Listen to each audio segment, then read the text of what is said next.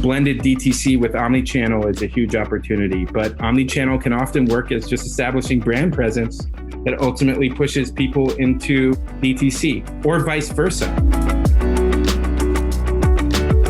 Imagine this. You've developed a new product, one that you know works and that you know people need. There's just one minor problem. Selling that product requires you to not only enter a battlefield filled with regulatory landmines, but face competition who have billions of dollars at their disposal. We're seeing this situation play out in the multi-trillion-dollar industry that is supplemental and pharmaceutical sales. It's an industry that entrepreneurs everywhere are trying to make waves in. And just like any other industry, finding success means coupling the right product with the right strategy. Zak Williams was able to kick the door open with his company PYM, which sells all-natural amino acid-infused chews that have proven mental health benefits. Zak is the son of the late actor Robin Williams, and he is using his own experiences navigating the ups and downs of mental health to help him build PYM into a company that advocates for mental health support wherever any individual needs it. Practically, that means working out a business strategy that allows PYM to not compete against Big Pharma, but sit alongside it. And it includes developing new kinds of convergent experiences that allow consumers to operate in a physical and digital world simultaneously. Zak explains all of that and more on this episode of Up Next in Commerce. Enjoy. Up Next in Commerce is brought to you by Salesforce Commerce Cloud. Respond quickly to changing customer needs with flexible e-commerce connected to marketing, sales, and service. Deliver intelligent commerce experiences your customers can trust across every channel. Together, we're ready for what's next in commerce. Learn more at salesforce.com/commerce. Before we dive into this episode, I was hoping you could please subscribe, rate, and review the podcast. It helps spread the word about the show, and I would really love it. So please let me know how I'm doing and give me a rating, give me a review. Let us know. All right, enjoy the episode.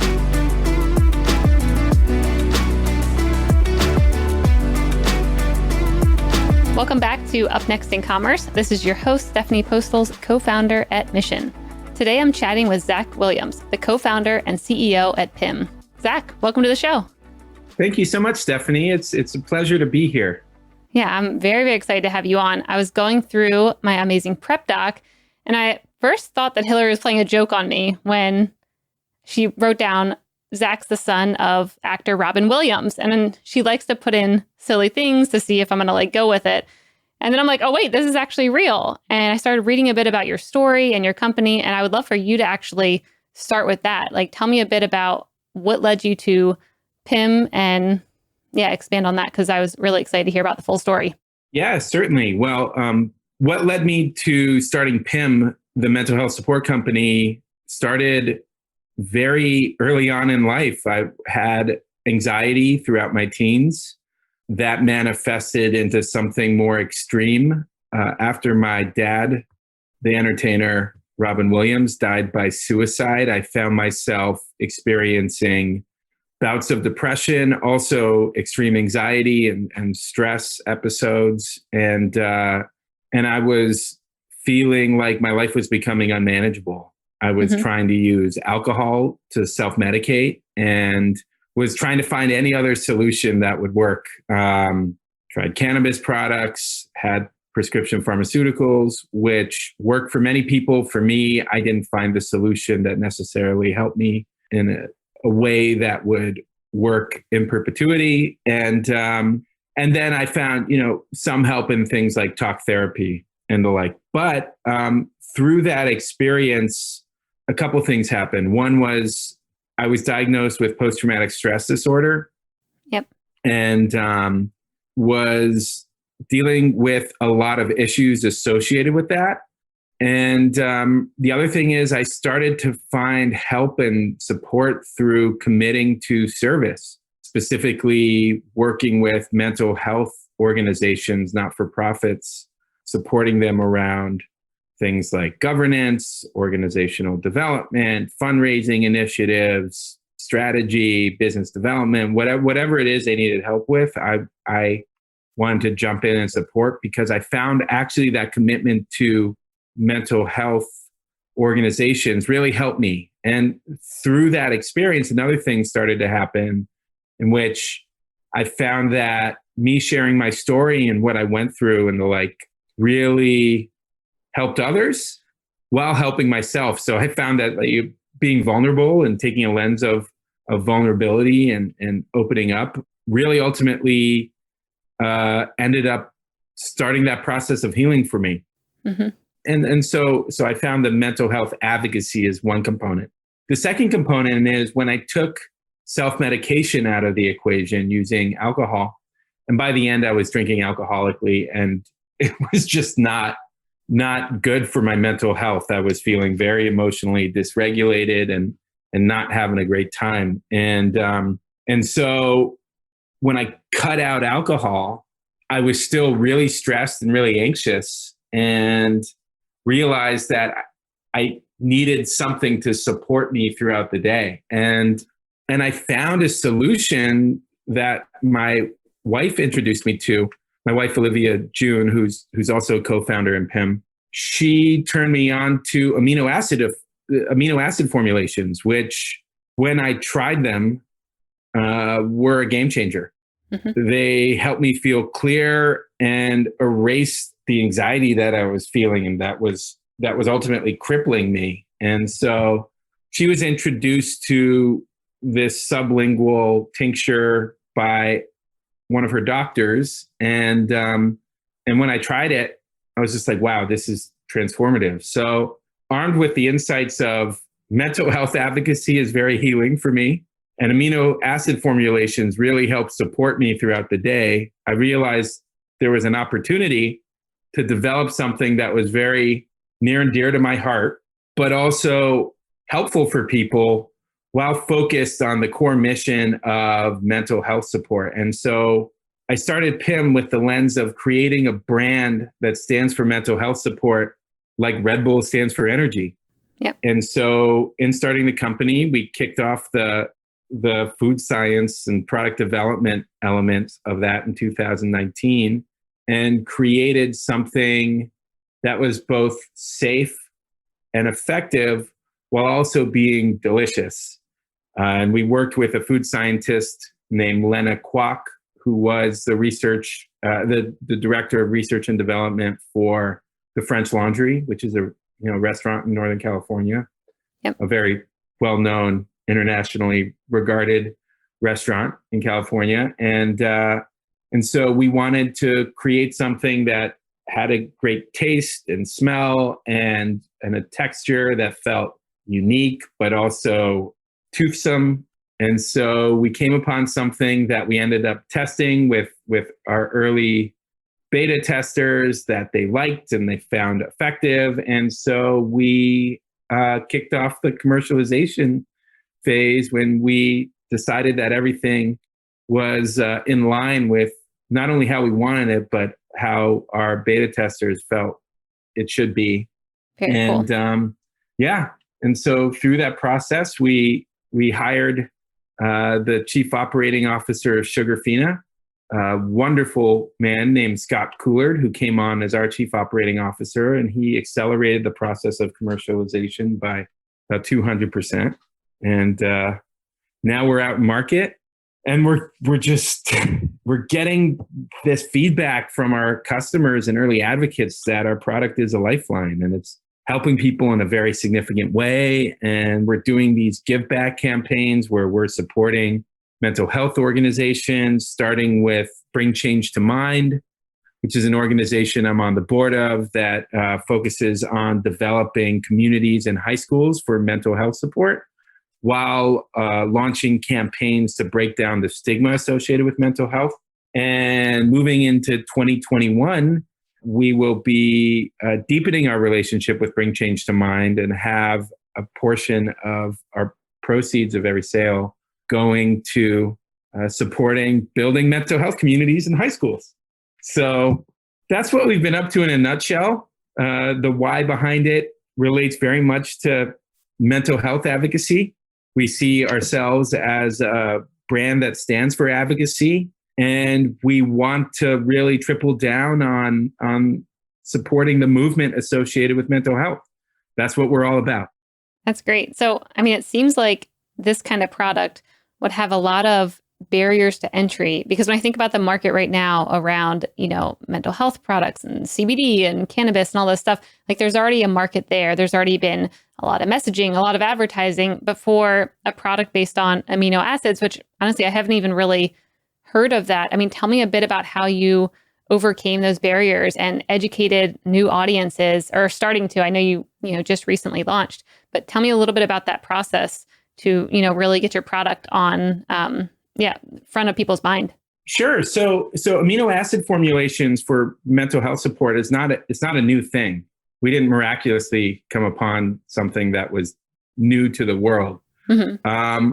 But they were gaining momentum and popularity as a way to provide mental health support by balancing out the endocrine system in the 80s and 90s. And something happened in the 90s that set off an era of a pill to solve all your problems in life, kind of that era of taking a curative approach to symptoms. Do you know what that event might be? I mean, I'm guessing you're talking about prescription pills, but I don't know what the event is. Yeah. So actually, it's a very specific prescription pill. It was the creation of Prozac. The profound thing about Prozac is it was a product that would function as an antidepressant that would not kill you if you took it in excess or stopped taking it. Because at the time, the available toolkit of prescription pharmaceuticals had toxicity associated with them. And in certain situations, you could take a product, and if you stopped taking it, you would be at risk of severely debilitating effects and the like. And so Prozac created kind of a safe mechanism to provide, mental health support. And I'm a big believer in prescription medication being helpful for many, many millions of people. I don't want to make it seem like I'm not supportive. But the momentum that amino acid formulations were gaining kind of fell by the wayside and in favor of this era that lasted, a couple decades of, a pill to solve all your problems. And so, it's only been in the last 5+, just over 5 years from my perspective that the whole idea of seeing the individual as a system, as a collection of interacting organs and functions working together to help support and sustain the body. That idea and premise has really been embraced in a major way by the medical community. And so going hand in hand with that is the idea and premise that you can take certain products that kind of balance yourself out because they provide support for a number of different systems and create kind of a balanced ecosystem that better help you. Mm-hmm. And so that's kind of where amino acid formulations kind of come into play. So from our perspective, we just concentrated, these existing amino acids in a way in which they actually provided a more comprehensive form of support for stress and anxiety with our first product. And so, that's the story in brief.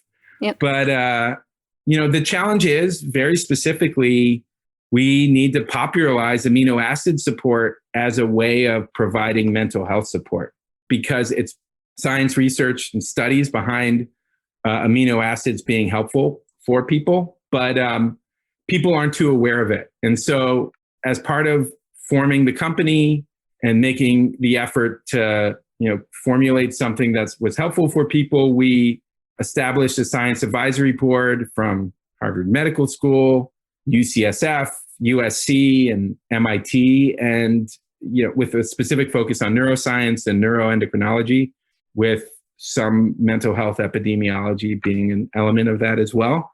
And as part of that, we are in the process of establishing pretrial study, which will then use as a foundation to go into an actual clinical study that will be using to really get a deeper understanding of how we can provide decisive support for the mind and the body. We're kind of in the brave new world of natural compounds providing support both for the brain and mind and also the body. But I'm an advocate and believer in compounds that are safe and effective. Mm-hmm. Yeah. And it does feel like the timing's right. I mean, 2020 is a year where I've at least seen a very big shift in, not only healthy living, but people actually looking into the source of what they're, ingesting and thinking about healthy alternatives to not only their diet, but also things they're taking, whether it's prescriptions or whatever it may be.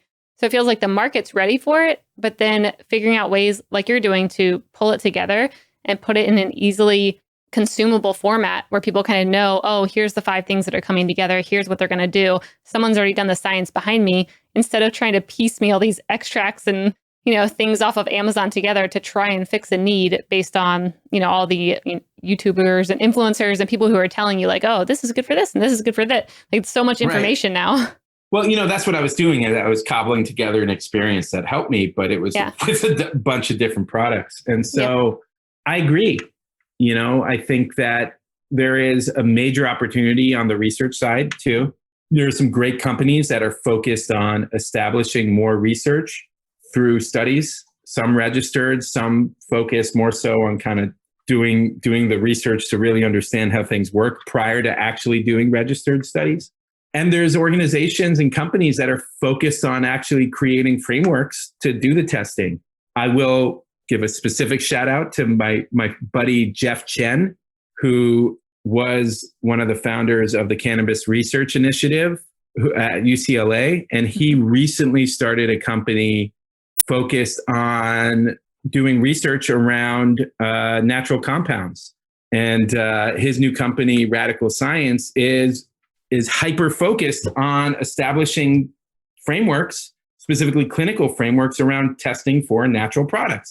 It's so essential that people actually really start understanding what it is they're putting in their body to support themselves.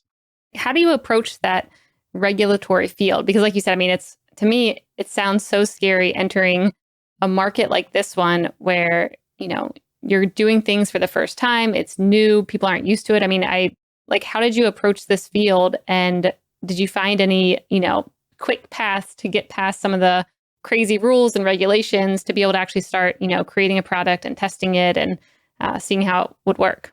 Yeah. So great question. So it wasn't a cold start for me. I have several years of experience working with complex compliance and regulatory environments due to investing, advising, working within the cannabis industry. Got it. Okay. That's good background. So you weren't a newbie to this. You're like, I've done this before. No. And so the lens we take, and I'm say we as in terms of our team and our advisory board, is prioritizing compliance and safety. So, in starting the company, we sought the most sophisticated advising we could get. We need to continue prioritizing safety as front and center with what we do. And, we're a dietary supplement as a product class, and it's important to consider how we make claims. We are very cautious with how we do so because from our perspective, we are given the privilege and opportunity to provide support for people given a specific framework, and we want to be considerate of that framework. Mm-hmm. The key thing for us is, as we go about doing studies and the like, is we want to develop a deeper understanding of how we're actually providing support for people. And is your goal to not just be a dietary supplement eventually? The big goal for us would be to become a doctor recommended product, or there's a class of products called a medical food. Mm-hmm. And what a medical food is a product that is meant to support specific disease states and the like. It's a product class. It means there's a lot of research behind how it's been effective to support different states. And so you can make specific sets of claims. From our lens, the reason why medical food establishing that type of status is important for us is because that way, we can actually say we've done X amount of research. It's shown to be statistically significant, and we can really make these specific claims around supporting people. But, that's a process that takes a long time to do, and it's not inexpensive. And so, there's stages that we're required to kind of get through to get to that point. Yeah. How much money are you estimating it could cost to, have your product become medically food stamped? It's a weird term, man, but there's a range. There's a range. It depends on what type of condition we're seeking to support, and how long the study is meant to be conducted. Generally, these studies are months long. In some cases, over a year, and so it's not inexpensive. Let me frame it like that. Yeah, I guess that is what makes me, worry about maybe new entrepreneurs who see opportunities, or if they're like you, but they don't have connections and they don't have, the story that you have, and, maybe the status. And you're probably like, don't say that. But, you have a lot of things that maybe a lot of others don't. I feel like it seems like innovation is going to kind of stall if, it takes so much money to get something natural into the world, or a blend of something natural, and then to be recommended over top of prescription drugs, where these pharmaceutical companies have huge amounts of money and marketing. And I read this whole book about, it was called like The Cure to Cancer, or Cure of Cancer, something that was about like apricot oil and the apricot seed. I don't know if you've ever read this before, but it was about how this guy was showing that apricot oil, I think that's the kind of oil it was having a big impact on cancer and cells and all this. And then all of a sudden, these big pharmaceutical companies like started putting out hits on him, and he had to go to a whole different country to prescribe it. And it's like, seems like an insane world to even try to do something new just to start. And then also not having, a huge budget or connections. Doesn't feel like anyone can enter this market really. Well, there's ways to do it. The barrier to entry in terms of launching a natural product is not as high as, say, launching a pharmaceutical product, right? Yeah. So, but you have to make certain assertions to say, hey, this product will be effective. It seems to help people, and you have to generate demand. Mm-hmm. We're very much in the business of demand gen. From a pharma perspective, I would say that pharmaceutical companies are actually taking a lens of openness towards utilizing natural compounds to better support people. Okay, so they're not taking out hits on you. No. Where it gets challenging is like if you're going out and saying, we have a mental health support solution, and you go in certain channels where you're trying to advertise, you just get squished. Mm-hmm. You just can't afford to acquire a customer, when you're talking about going and, in a channel which people are seeking certain mental health support solutions through search, for example. So you have to find ways to maybe be innovative, to not have to rely on the same channels as maybe the big pharma companies, and find ways to, get to the users who are probably looking for that, but they just don't know exactly what to look for. Yeah, or like the terms to search for. The big advantage that entrepreneurs should look for when it comes to creating an edge, an unfair advantage in this space, is distribution advantages. Mm-hmm. Tell me more about that. Well, so direct to consumer, there are some advantages, yep, but there are also some disadvantages. We have had limited success with paid search. It's just hard for us, because when people are searching for specific needs, that can be very expensive from mm-hmm. from an SEM perspective. So what do you do instead? Like if you're okay, paid search is expensive for us, what kind of channels are you maybe looking at instead, or experimenting with, where maybe you're finding better results? We've had enormous success with earned media and organic SEO and the like, but that's a process. That's a strategy we set out from the get-go and applying.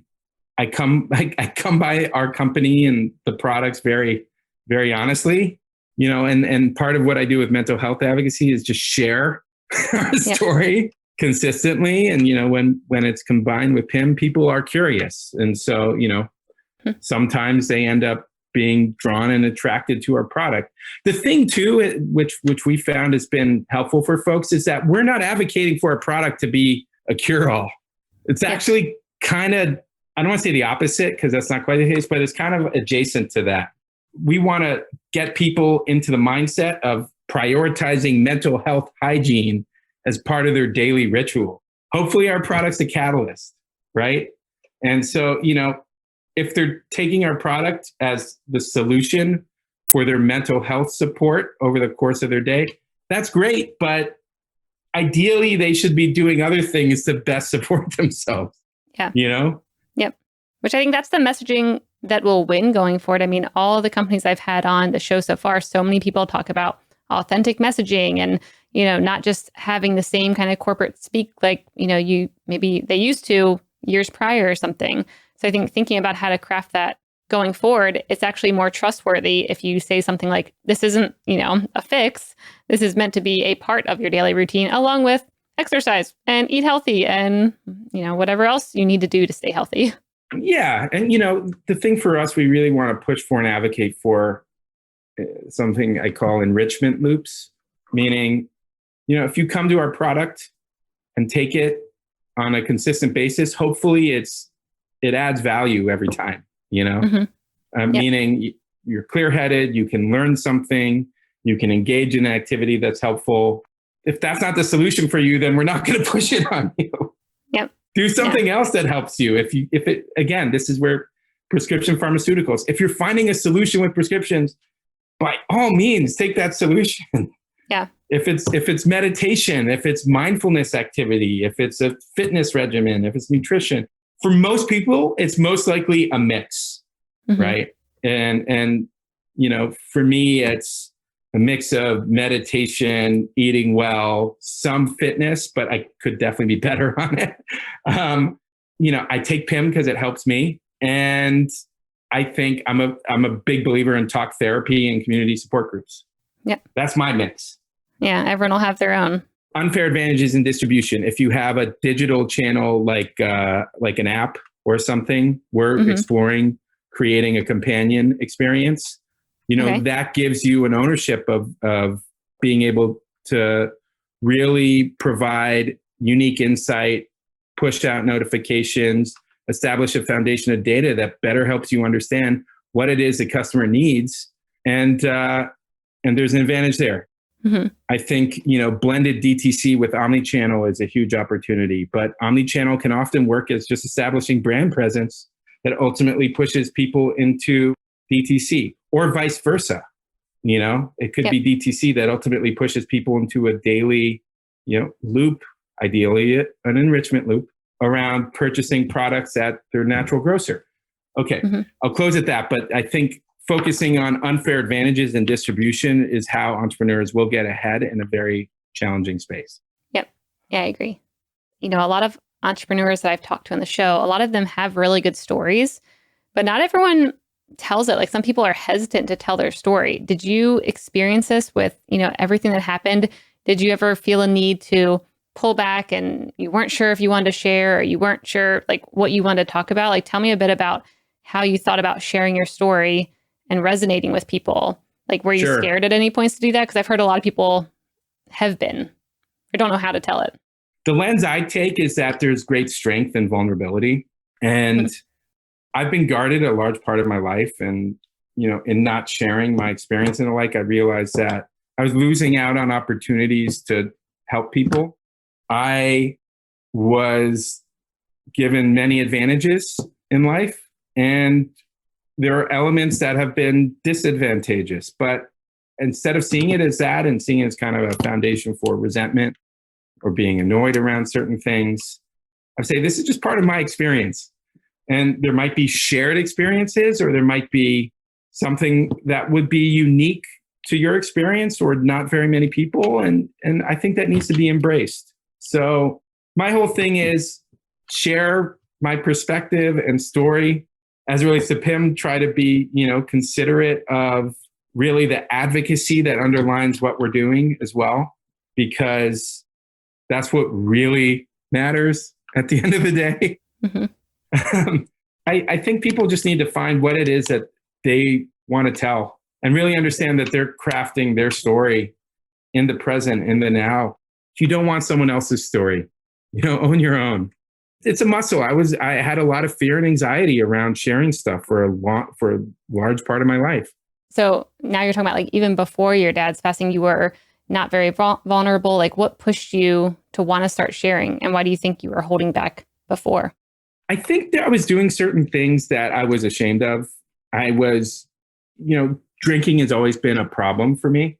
I'll be perfectly honest. And it was something that only, came to a head where I was just like, whoa, this is getting out of control after my dad died by suicide. But prior to that, it was something that was a challenge, and I wasn't liking doing it.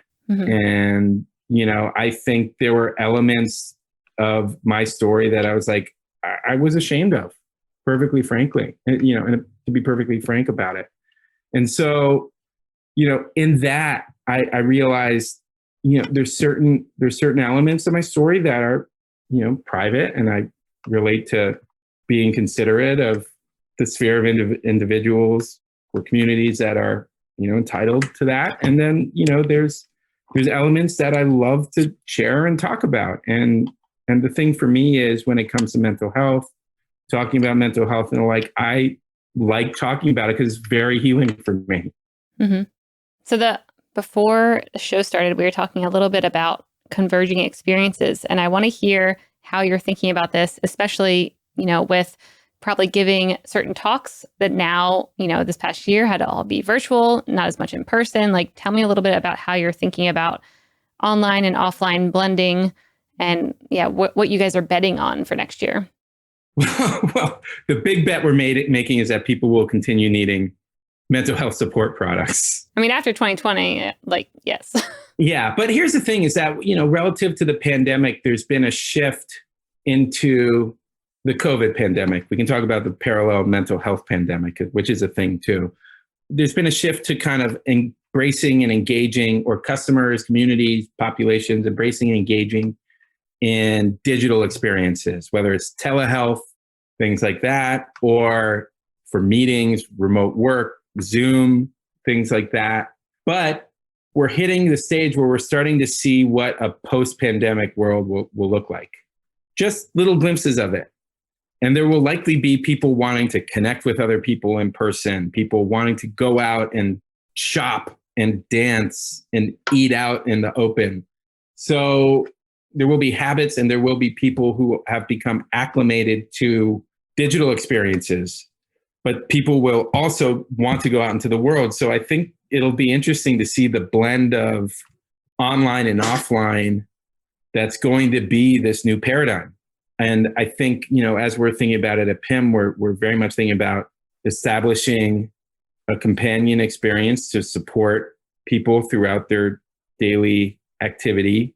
For us, there is a need to really establish a better understanding of how people are requiring mental health support products and experiences. And in the neuroscience community, there's something called an adjuvant experience, which is shown to be very helpful. And what adjuvant means is very simple. It's just something and something else.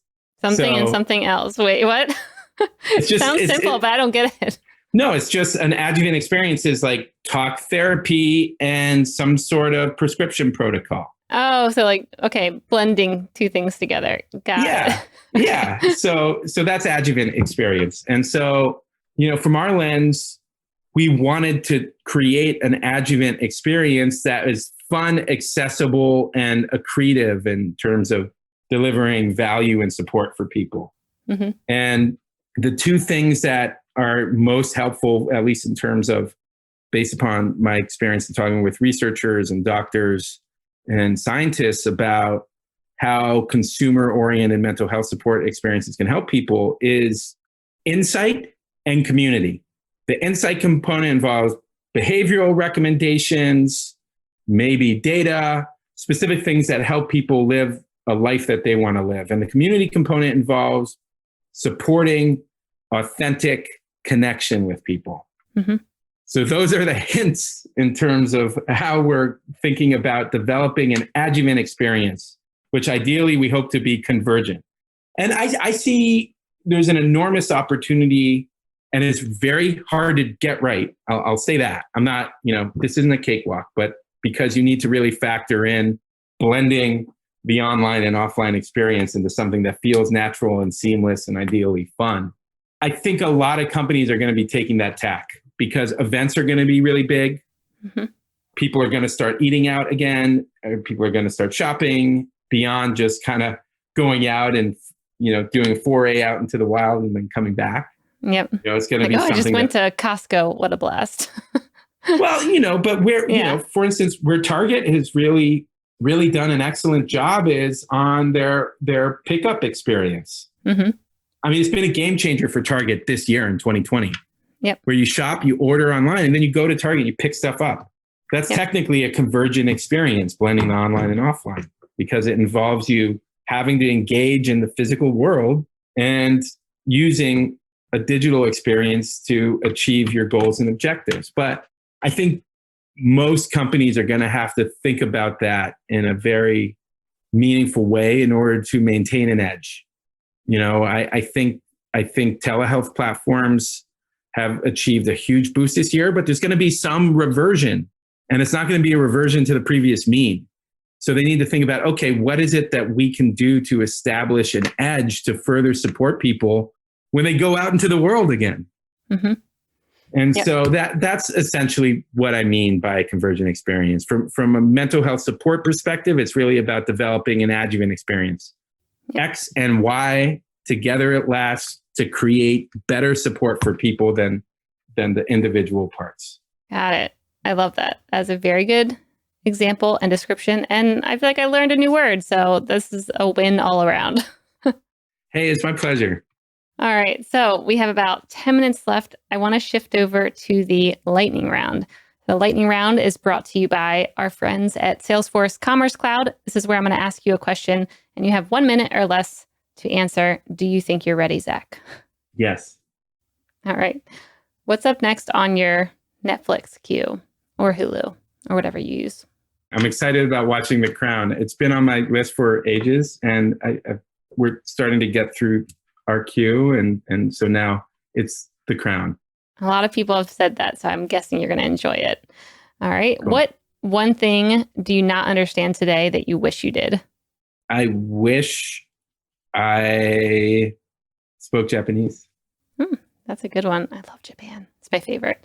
I love Japan too. It's just, for me, the process of learning a new language is already daunting for me. I'm not a polyglot. Mm-hmm. I don't learn other languages easily. Yep. At some point I should just take the plunge and just start. But that's my goal, learning Japanese. That's awesome. Yeah. Sounds like a good goal. If you were to have a podcast, what would it be about and who would your first guest be?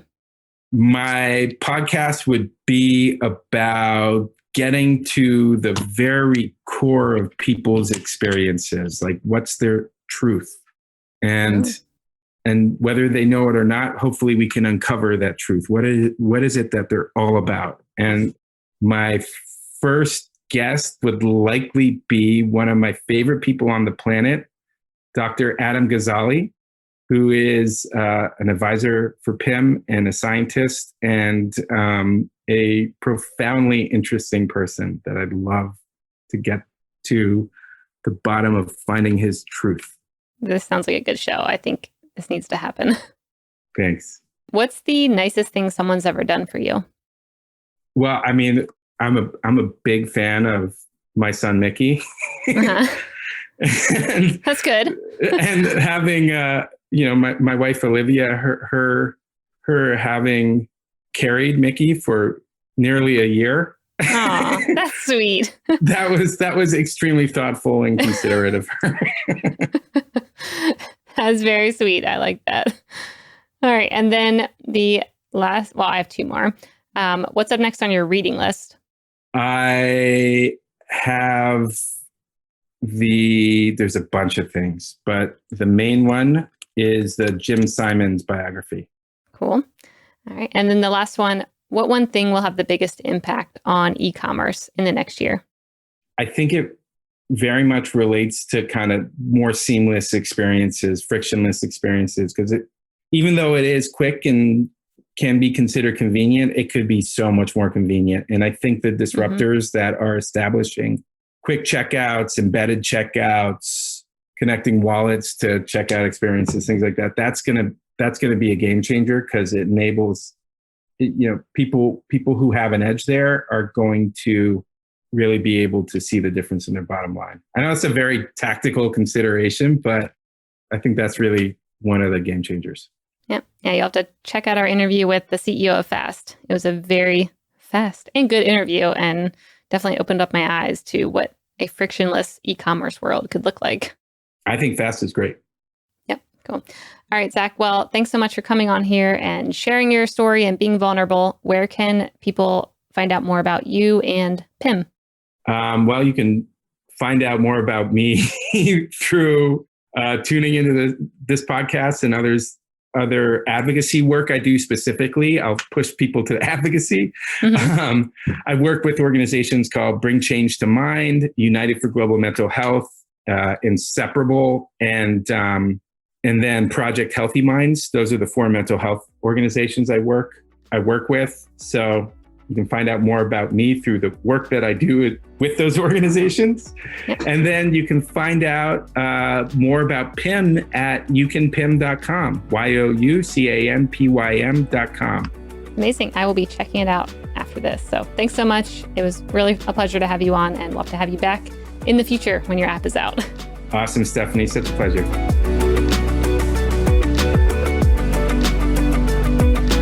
Hey listeners, thanks for tuning into this episode. I hope you enjoyed it as much as I did. If you haven't already, please subscribe, rate, and review this podcast. It helps spread the word, and I would greatly appreciate it.